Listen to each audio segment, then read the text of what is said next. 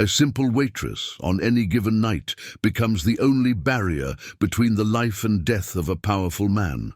What would you do if, overhearing a suspicious conversation, you discovered an assassination plot?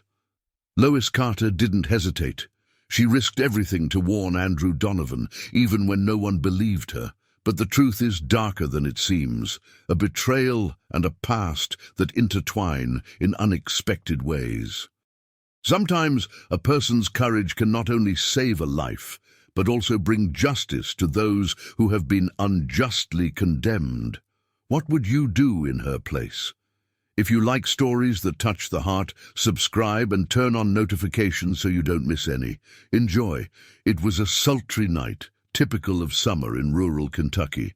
The great hall of the Donovan Mansion, a historic building in Lexington, was packed with the region's powerful. Politicians, businessmen, and influential figures chatted while sipping cocktails served by impeccably dressed waiters. For Lois Carter, a waitress who catered for lavish events, it was just another night at work, or at least it was supposed to be. Holding a tray of champagne, she glided between the guests with the efficiency of someone who had spent years in silence, invisible to the elites. That was how she preferred it, watching, listening, but never being noticed.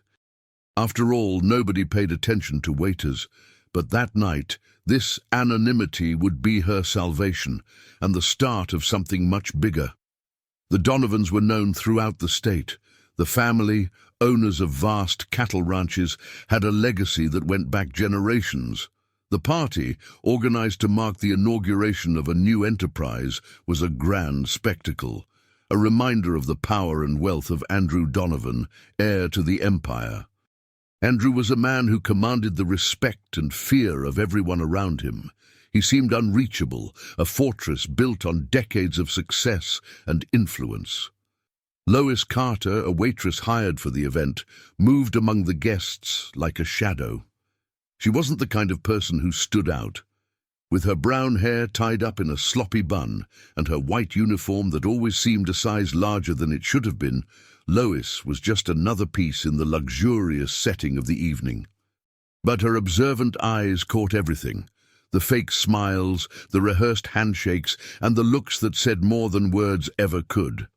Lois came from a very different background to those people. She grew up in a small house on the outskirts of Lexington, scarred by the tragedy that had torn her family apart years ago. Her father, a former executive of a large local company, was imprisoned for a financial scandal he swore he hadn't committed. Lois believed him. And what gnawed at her most was knowing that the real culprits were free, probably at parties like that, toasting their lies. As she served a tray of champagne to the guests, a group of louder voices caught her attention. In the center was Andrew, in an impeccable suit, talking to a local senator and an investor from California. His smile was charismatic but calculated. He was the kind of man who always seemed to be in control, even of the smallest details. At his side was Charlotte Donovan, his newlywed wife, a woman as stunning as she was dangerous. Charlotte was the kind of woman who made any environment revolve around her. With her elegant red dress and a smile that never reached her eyes, she looked more like a work of art than a real person. Lois watched the couple from a distance, trying not to pay attention to the uncomfortable tightness in her chest. It wasn't jealousy, but something deeper.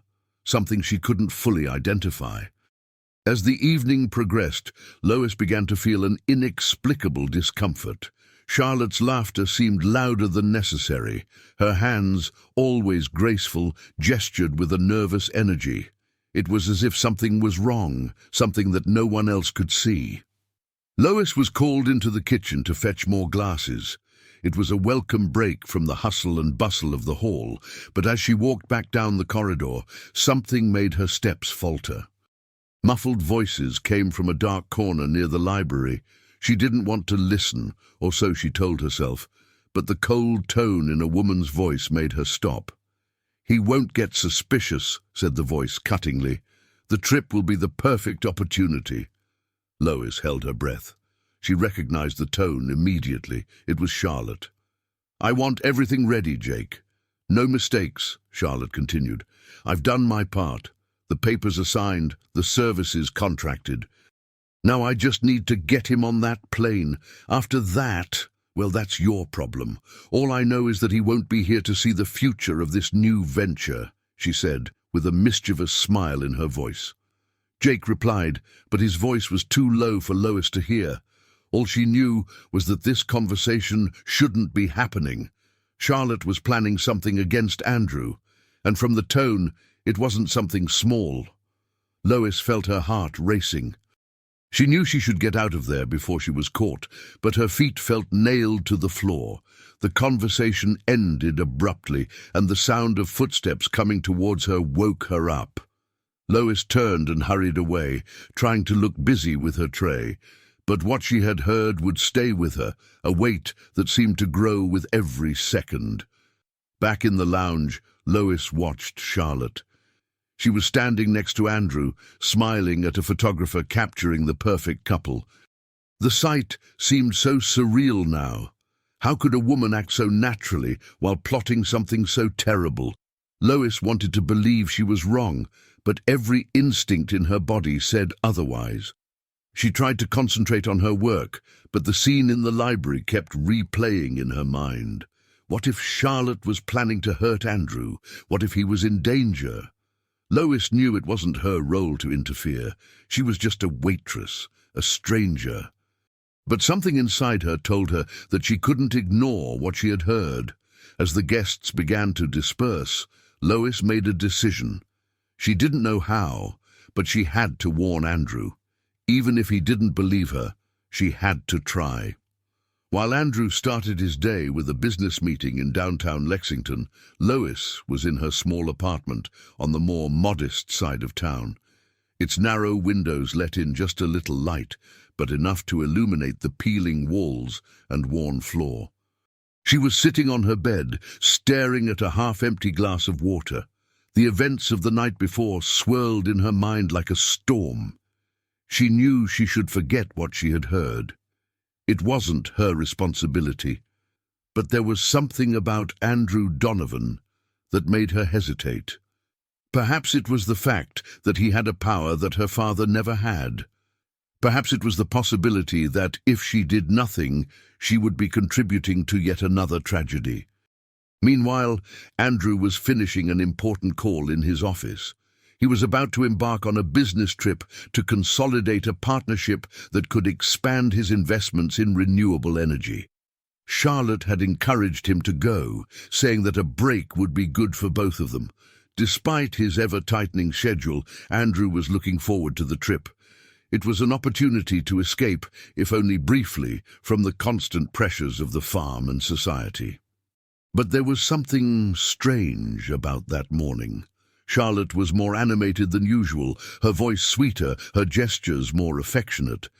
Andrew was not a man given to paranoia, but he knew Charlotte's behavior well. She never did anything for no reason. And although he couldn't put his finger on what was bothering him, the persistent feeling that something wasn't right followed him throughout the day. Lois wasn't naive. She knew that approaching Andrew Donovan was like trying to cross a river full of crocodiles. He was untouchable, surrounded by security and a network of powerful allies. But she couldn't ignore what she knew. Even if she was humiliated, she had to try. Taking a crowded bus, Lois made her way to downtown Lexington. The city had a charm of its own, with its cobbled streets and historic buildings. But Lois didn't have time to admire the scenery. Her heart was pounding in her chest as she got off the bus and walked to the Donovan Enterprises building. The building, a modern tower of glass and steel, seemed out of place in the city, a reminder of Andrew's influence. Lois stopped in front of the revolving doors, feeling the weight of the difference between her and that world. But the memory of her father drove her on. She couldn't let another life be destroyed because of conspiracies and power plays. Lois took a deep breath before walking through the revolving doors, feeling the cold air conditioning of the lobby hit her face. She tried to ignore the appraising glances of the professionals rushing past, all impeccably dressed, as if they were made of another fabric, literally and figuratively. Her simple clothes, worn jeans and a white shirt with signs of fading, screamed that she didn't belong there. But she refused to shrink away. Not today. The receptionist, a middle-aged woman with blonde hair tied up in a tight bun, looked up from her screen and immediately appraised Lois with an icy stare. "Can I help you?" she asked, her monotone voice revealing impatience. Lois approached the counter, nervously adjusting the strap of her bag on her shoulder. "I need to speak to Andrew Donovan." The receptionist arched an eyebrow, as if the request was completely absurd. "Mr. Donovan doesn't see visitors without an appointment. If you like, I can take down your name and number. Maybe someone will get in touch." "It's very important," insisted Lois, leaning slightly on the counter. She could feel the heat rising in her face, but her determination was stronger. "I need to give him a message. Tell him that Lois Carter is here. He may not remember, but I was here a few days ago to sign a contract to work on his event. Well, please, he needs to hear me out." The receptionist hesitated. Although she was clearly irritated, something in Lois's tone, a raw, unmistakable urgency, made her pick up the phone. After a brief conversation in a low voice, she put the handset on the hook and looked at Lois with disdain. "He'll give you 5 minutes," she said, as if offering a handout. "His office is on the top floor. The elevator is on your left." Lois didn't say thank you. She just nodded and headed for the elevator, each step echoing in her ears like war drums. As the doors closed behind her, her mind began to spin. What exactly would she say? How would she convince a man like Andrew Donovan to take her warning seriously? When the elevator reached the top floor, the doors opened to reveal an immaculate hallway, with thick carpets and pictures of prize-winning horses lining the walls. At the end of the corridor, a secretary led her into Andrew's office. He was sitting behind a dark wooden desk, imposing and calculatedly decorated to exude power. The large windows behind him offered a panoramic view of Lexington, but Lois's eyes were fixed on the man in front of her. Andrew Donovan was even more intimidating up close. Tall, broad-shouldered, he had a countenance that seemed carved from stone. His cold blue eyes analyzed Lois as he crossed his arms, clearly skeptical. "Hello, Lois. I have 5 minutes," he said, his voice firm and controlled. Lois swallowed, feeling smaller than ever. But she knew she couldn't back down now. "Mr. Donovan, I was at your party yesterday," she began, her voice shaky but determined. "I work as a waitress, and I heard something you need to know." Andrew tilted his head slightly, indicating for her to continue. "I heard your wife talking to a man called Jake. They were planning something against you, something to do with your trip. She said it would be the perfect opportunity to finish you off." For a moment, the silence in the room was almost deafening. Andrew didn't move a muscle, but Lois could feel the tension building in the air. "Let me get this straight," he finally said, his voice low but laden with incredulity. "You, a waitress, are telling me that my wife, Charlotte, my wife, is plotting to kill me." Lois felt her face flush. "I know how it sounds. I know it sounds crazy, but I know what I heard. And I'm not here to lie. I just want you to be careful." Andrew let out a dry laugh, shaking his head. "And why would I believe you? Do you have any proof, any recordings, or do you expect me to make a decision based on something you heard behind a door?" "I don't have any proof," Lois admitted, her voice breaking for a moment. "But I wouldn't have come here if I didn't believe you were in danger, and I wouldn't forgive myself if something happened, and I hadn't done anything to prevent it. Please, just think about what I've said. Don't travel." Andrew stood up, a gesture that seemed to end the conversation. "If that's all, Ms. Carter, I think I can handle it. I thank you for your warning, but I have a meeting now. Lois felt a lump forming in her throat, but before she left, she faced him one last time. I lost my father because no one listened when he tried to defend himself. Don't make the same mistake. Don't ignore it. She left the room with a heavy heart, not knowing if he had absorbed her words. However, the seed of doubt was planted. Andrew stood still for a few minutes after Lois left. Her words echoed in his mind, but he pushed them away. Charlotte, plotting against him, it was unthinkable. And yet there was something disturbing about her insistence, something he couldn't completely ignore. Later, in his home office, he was sitting in his leather chair, his eyes fixed on the laptop screen where he was reading, for the third time, the itinerary for his next business trip. It would be 3 days away from the Donovan mansion, in a luxurious resort in Napa Valley, where he intended to close $1 million contract. The plan was ready, organized down to the last detail, but something was bothering him. Lois's words echoed in his mind. Please, just think about what I've said. Don't travel. He tried hard to push them away, to rationalize that it was impossible that Charlotte, his wife, was up to something so terrible. But the intensity with which Lois had spoken and the details of the story couldn't be ignored. Andrew closed his laptop with a dry click. He wasn't a man given to hesitation, but his intuition, sharpened by years in business, screamed that something was wrong. After taking a deep breath, he picked up the phone and called his assistant. "Jason," he said, his voice low and firm, "cancel my trip to Napa. Tell them an emergency has arisen." On the other end of the line, Jason hesitated. "Are you sure, sir? Everything's ready, and they're already waiting." "I told you to cancel," Andrew cut in, ending the call. He wasn't sure why he was doing this, but for the first time in a long time, he preferred to trust a hunch rather than his logic. When Andrew left the office and went downstairs to the living room, he found Charlotte on the sofa. She was casually flicking through a fashion magazine, her perfectly groomed hair falling over her shoulders.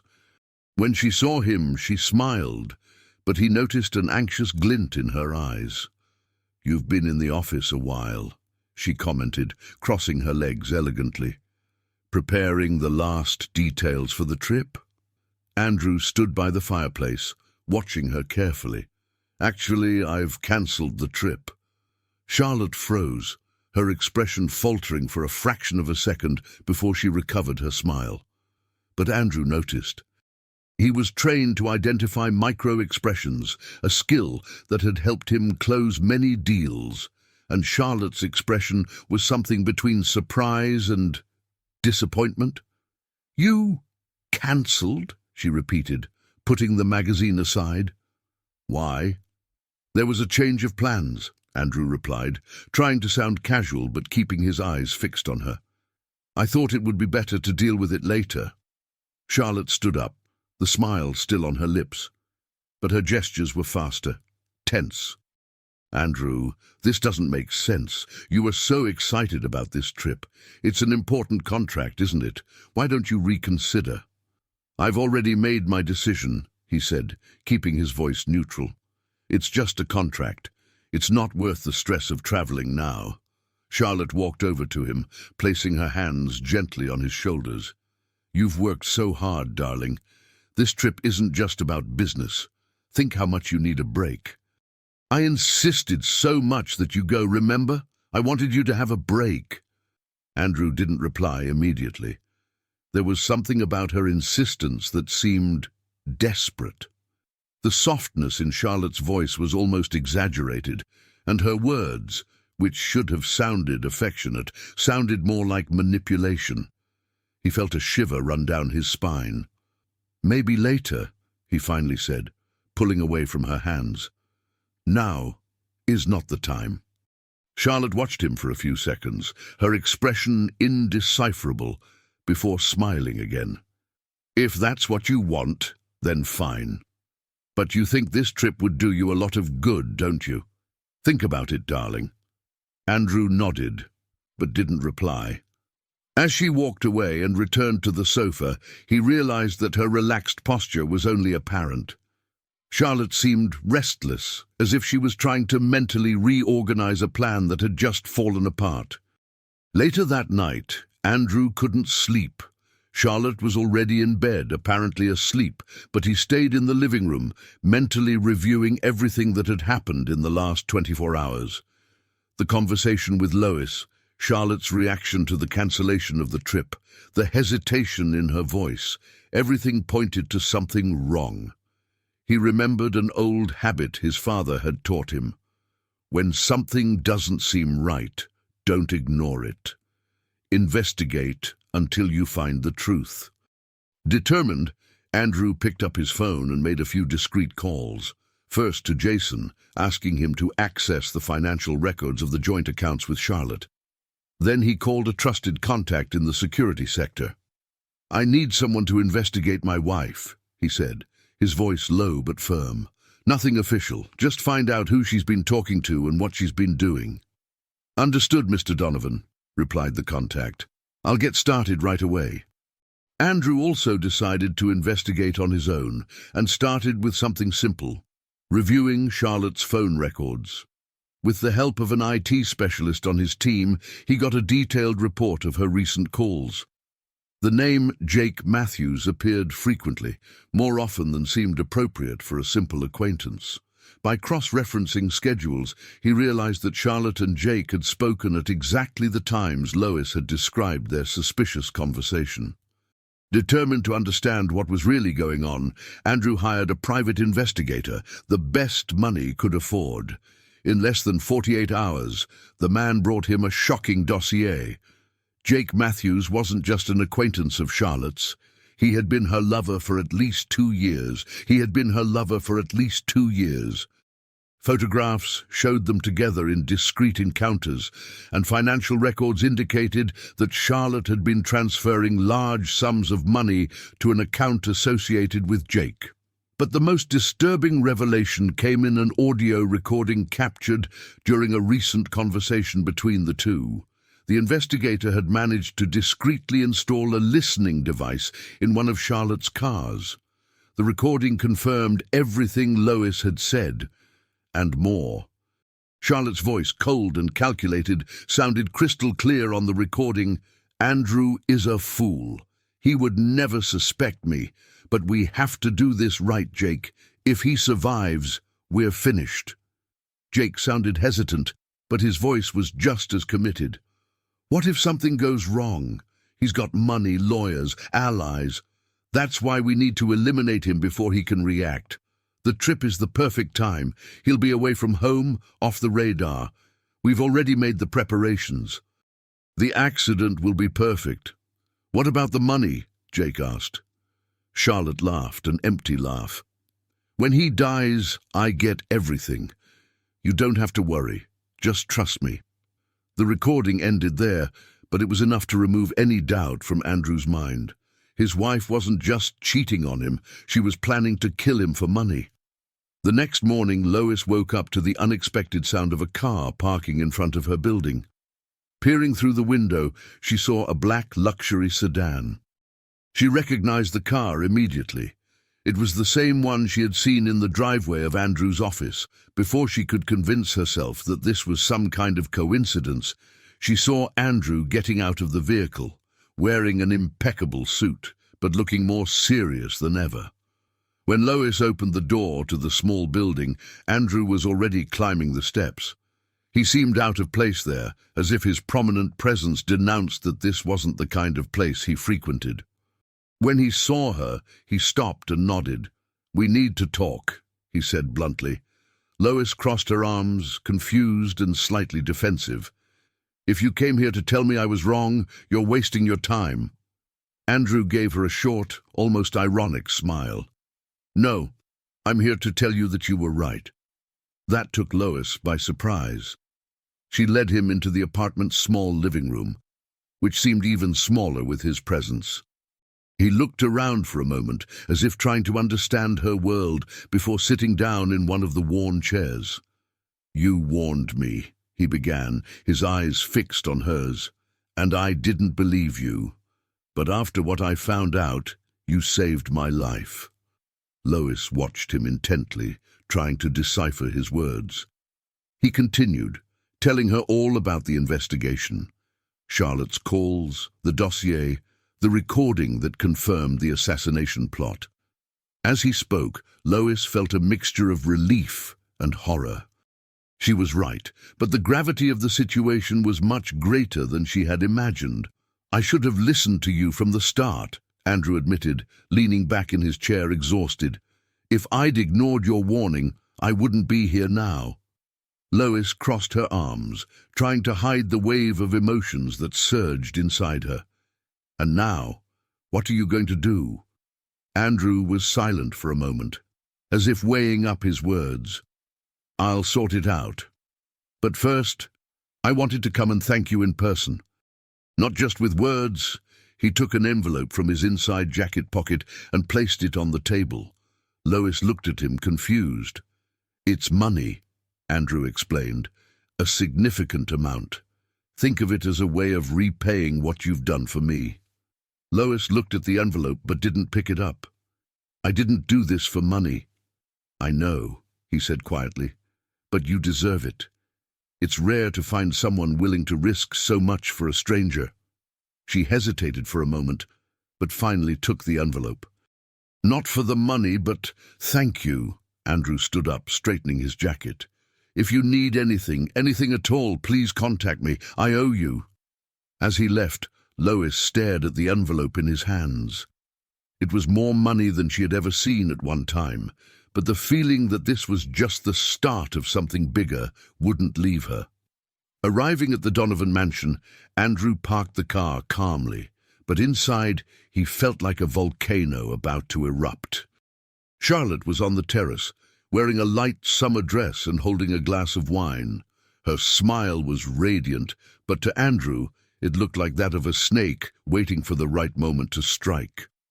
"Decided to come back early?" she asked, walking up to him with the kind of elegance that a lifetime of privilege afforded. "I thought I'd have meetings all day."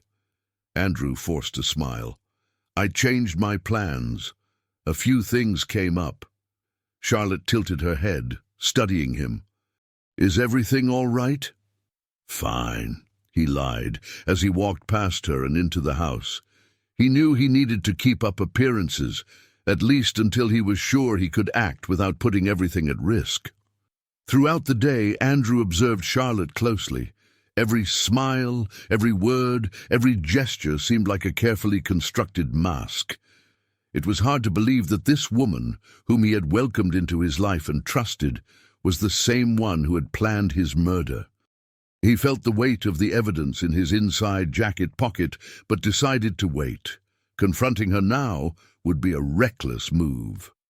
Charlotte went out onto the terrace of the Donovan mansion, holding a glass of wine as she gazed out over the bucolic landscape of the family lands. On the outside, she still displayed the impeccable facade of a controlled and elegant socialite. But inside, a hurricane of fear and frustration roared through her mind. Andrew had cancelled the trip. No matter how carefully she handled the situation, he clearly suspected something. Charlotte closed her eyes and tried to reorganize her thoughts. She needed to act quickly. She still had Jake, and he knew what to do. But the trip's cancellation complicated the plan. It would be harder to cover up any accidents in her own home, but she couldn't allow everything she had fought for to slip out of her hands. Jake answered the call on the third attempt. Charlotte was already impatient, pacing back and forth in the room. "Jake," she said, her voice sharp. Andrew cancelled the trip. There was a long silence on the other end of the line. Finally, Jake answered, in a hesitant voice. "That's bad. Without the trip, everything gets complicated. Is he suspicious?" "Maybe," admitted Charlotte, running a hand through her blonde hair in an automatic gesture of frustration. "But that doesn't matter. We need to stick to the plan even without the perfect context." "Charlotte," Jake began, and for the first time there was a note of hesitation in his voice. "Don't you think this is going too far?"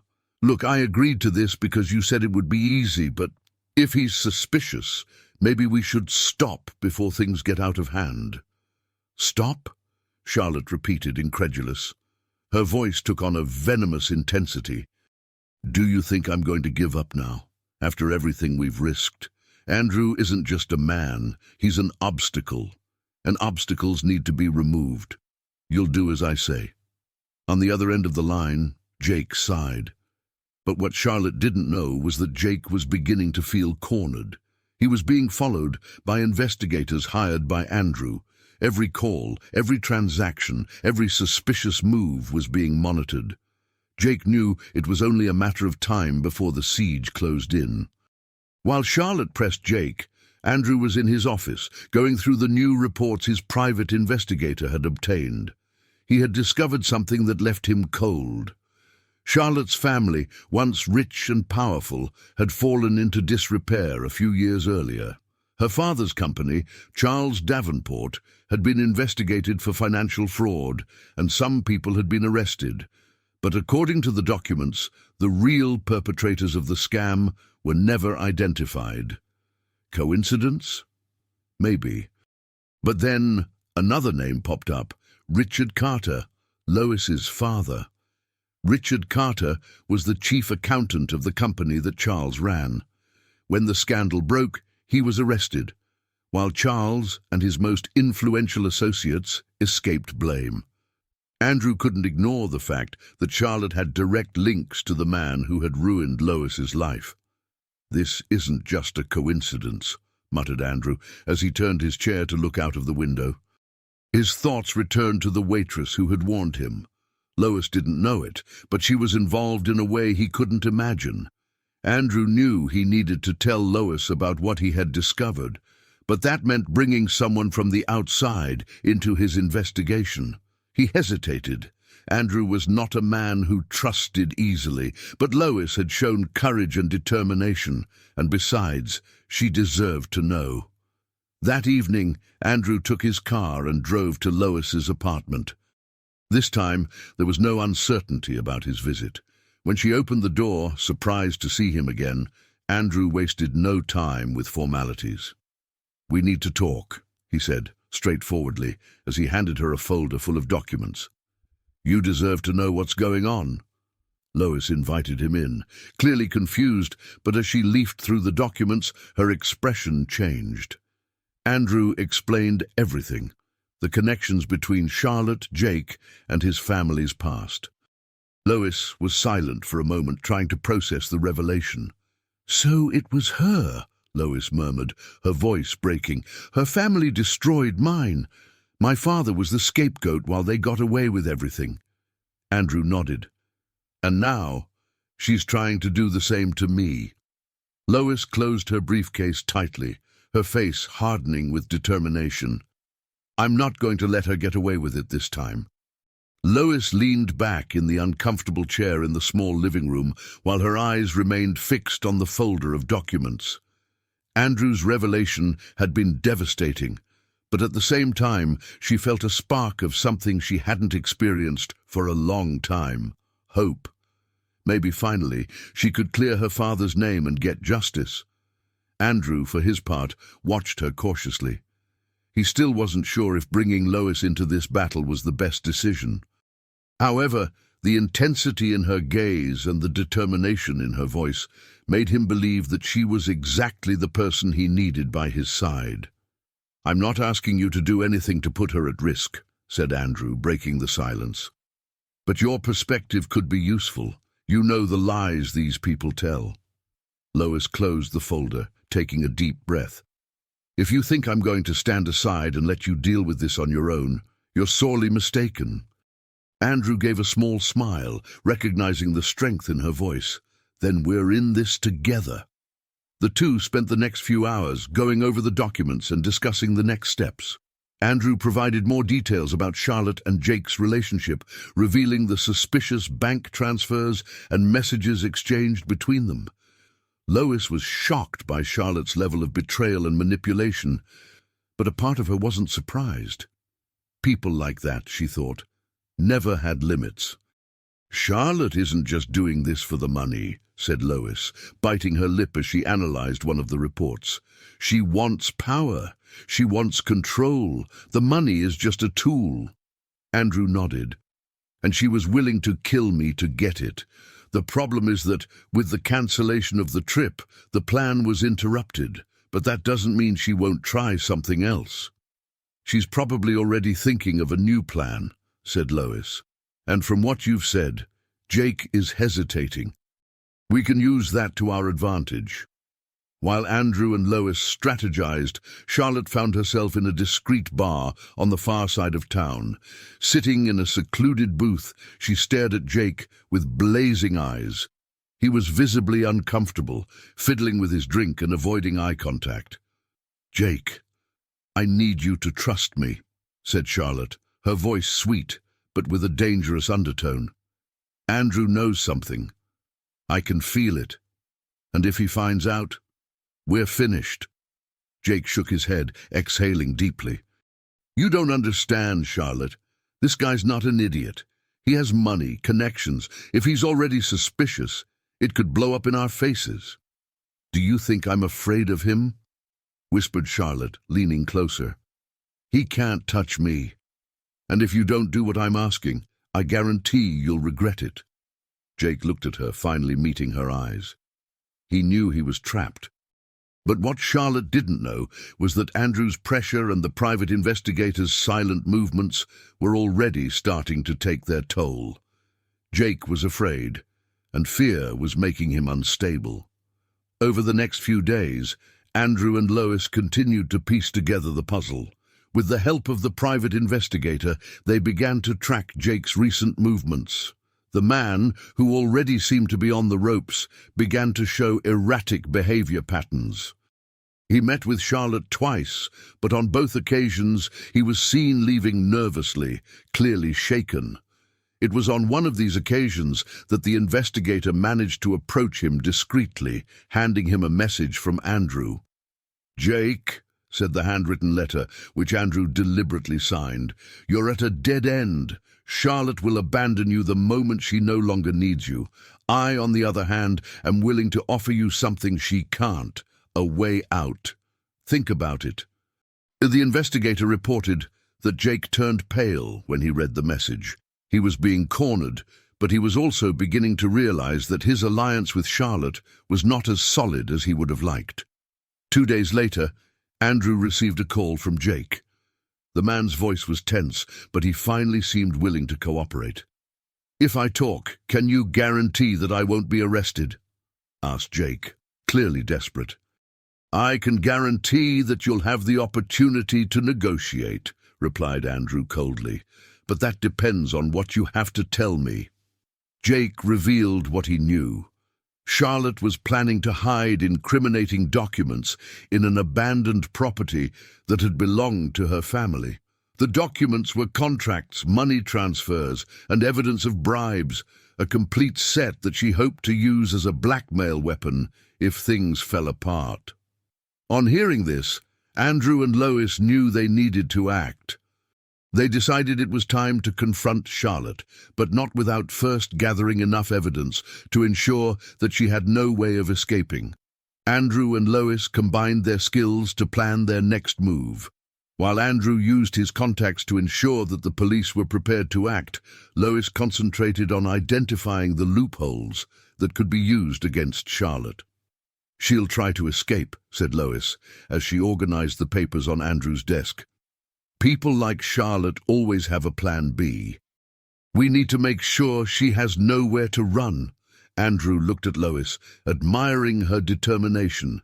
"You know you're risking a lot, don't you?" "No more than you do," Lois replied. "And I've already lost enough for this family. I'm not going to lose any more." As the two finalized the details, the tension in the air was palpable. They knew that the next stage would be the most dangerous, but also the most decisive. The night was silent when Andrew, Lois, and Jake gathered near the abandoned property mentioned by Jake. The building, once part of the vast Davenport empire, was isolated in a rural area surrounded by dense trees and a little-used dirt road. The full moon lit up the sky, but the shadows between the trees seemed more threatening than ever. Andrew adjusted the watch on his wrist, trying to mask his unease. Beside him, Lois watched the property intently, while Jake nervously glanced over his shoulder. He knew that betraying Charlotte meant signing his own death warrant, but he also knew that siding with her would be just as disastrous. "Are you sure the documents are here?" asked Andrew, breaking the silence. Jake nodded, but his voice trembled. "She told me she was keeping everything here. It's the safest place for something like this. No one's been here for years." Lois exchanged a quick glance with Andrew. "Did she know you'd come here?" Jake hesitated before answering. "No, at least, I don't think so." "Good," said Andrew, without hiding his sarcasm. "Nothing like a plan with room for surprises." They approached the property cautiously, each step echoing on the dry earth. The main entrance was locked with a chain, but Jake knew where to find a side door that was just leaning against it. Inside, the smell of mold and rotting wood filled the air, and the silence was as oppressive as the dark. As they explored the abandoned rooms, Andrew couldn't help but feel a strange sense of nostalgia and anger. He knew that the property was a reflection of the decadence of Charlotte's family, but what bothered him most was that he, directly or indirectly, had become involved with someone who was part of such a corrupt world. Lois, on the other hand, felt a heaviness in her chest as she went through the papers and objects left behind, each one a reminder of the very injustice her family had suffered. Finally, Jake led them to an upstairs room, where a pile of boxes was covered in dusty plastic. He pointed to one of them. "The documents are in there." She said they were backups, old papers she wanted to keep out of the house. Andrew approached and began to open the box. Inside were contracts, bank transfers, and even handwritten messages detailing Charlotte's financial schemes and her involvement with Jake. It was the final piece of the puzzle. "That's more than enough to bring her down," said Andrew, turning to Lois. "With that and the recording, she'll have nowhere to run." Lois nodded, but her eyes were fixed on the door. "Then why do I feel like this was too easy?" Before Andrew could answer, a metallic clang from the hallway made everyone freeze. The sound of firm footsteps echoed, followed by Charlotte's voice. "I knew you'd do it, Jake. You're so predictable." Andrew and Lois exchanged quick glances, while Jake seemed to have lost all color in his face. Charlotte appeared at the entrance to the room, accompanied by two burly men, both armed. She was impeccably dressed, as if she had just left a social event, but her eyes were full of anger. "Andrew," she said, ignoring the others and focusing only on her husband. "I thought you were smarter than that, but I see you've been surrounding yourself with despicable people." "Despicable," replied Andrew, his voice cold. "This coming from you, who tried to kill me?" Charlotte laughed, a cold, empty sound. "I tried to set you free. You're such a fool of yourself, man, that you'd never realize you were being betrayed until it was too late." She then turned to Jake, with an expression that made the man recoil instinctively. "And you, Jake. I should have written you off a long time ago." "Charlotte, please," Jake began, but before he could finish, one of Charlotte's men pointed a gun at him.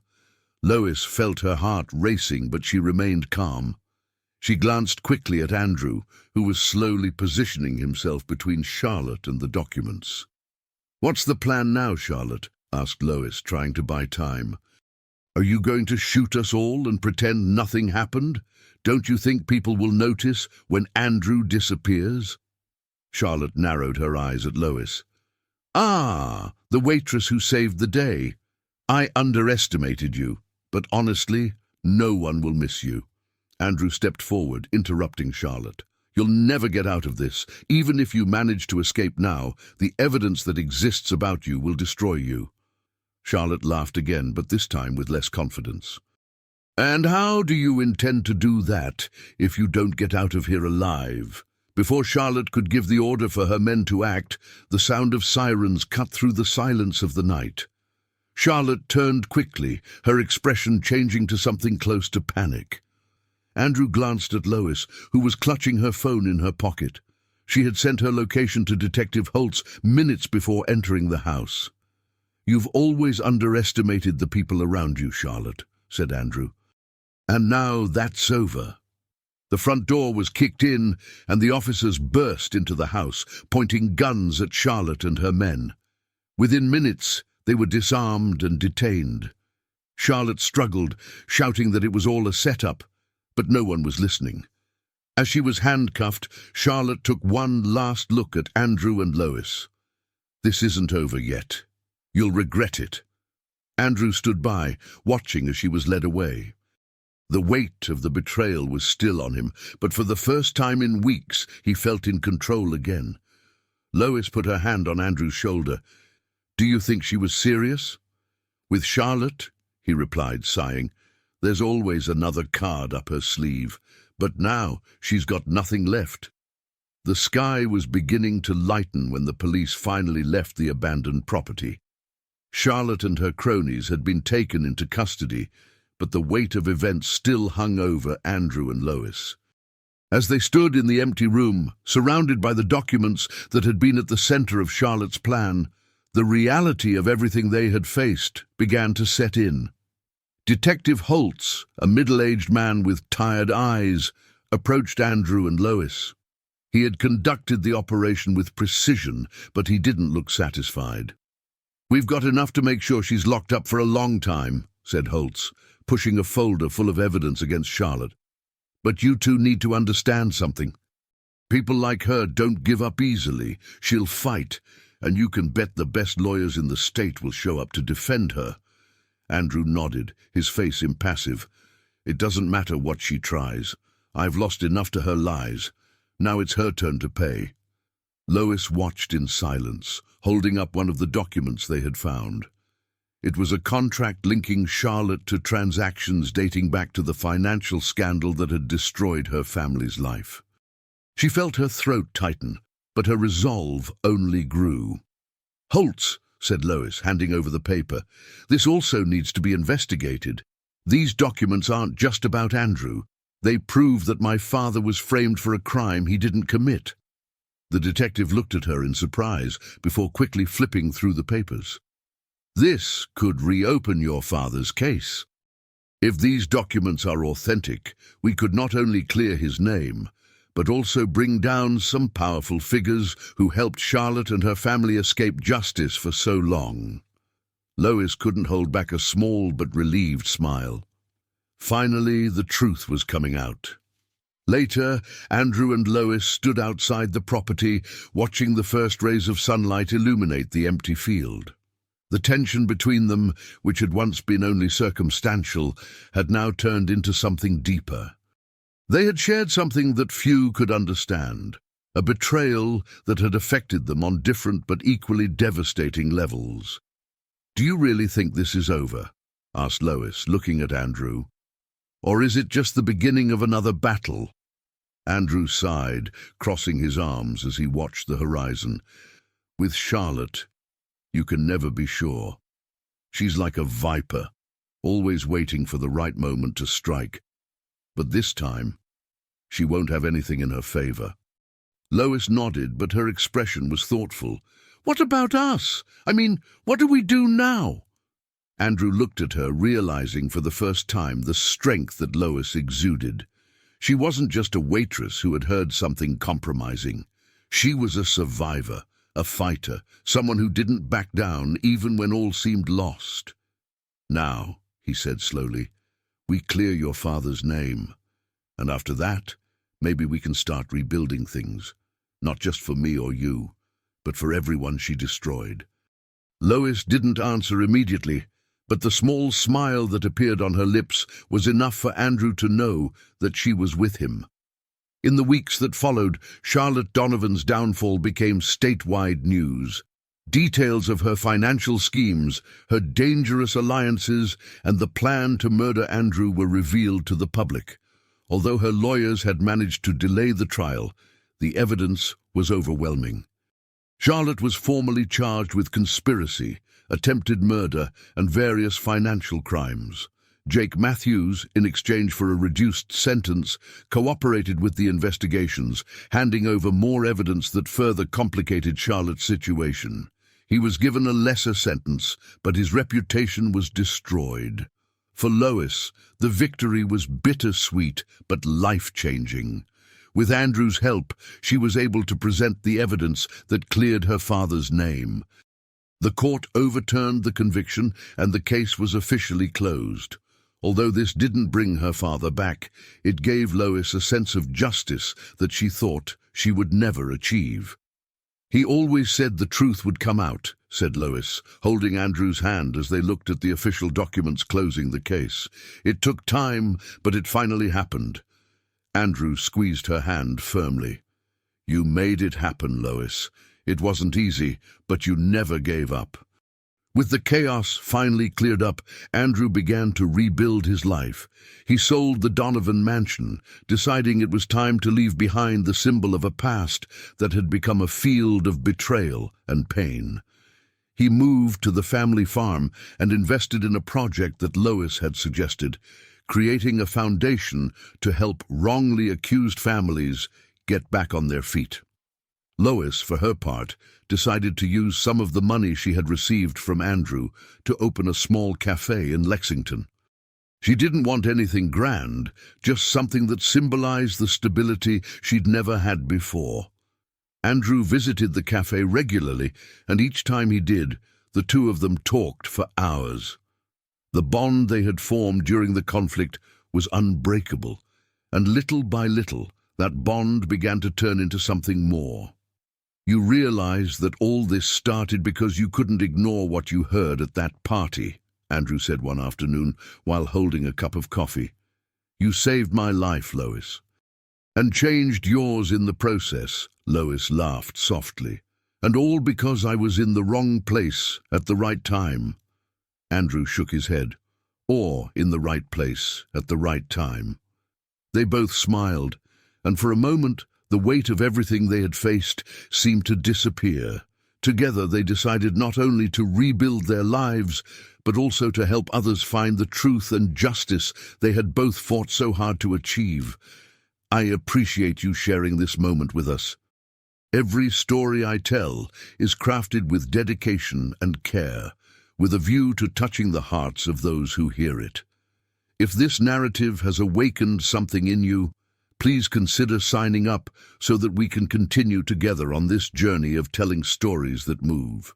Your support is essential if we are to continue sharing these unique experiences. Cheers, and we'll see you in the next story.